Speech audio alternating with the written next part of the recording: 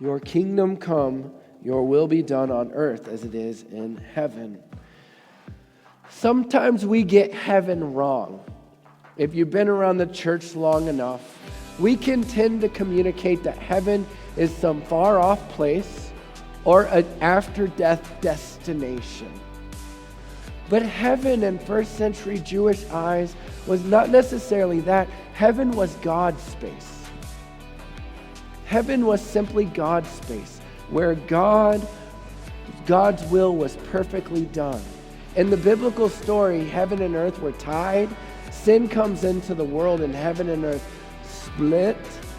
And then with Jesus, heaven comes crashing back down into earth.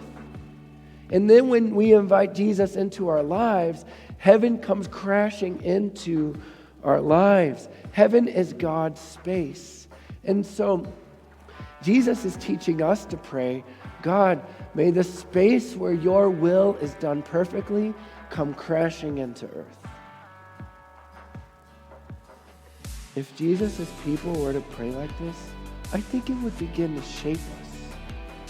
I think it would begin to shape us into people who, yes, heaven come crashing into our lives, but then recognize, oh, we're praying, God, would your kingdom come on earth as it is in heaven? Maybe we have a role to play as Jesus' people. Maybe Jesus wants to use us as agents, as people being renewed to be agents of renewal, conduits of heaven crashing into earth here.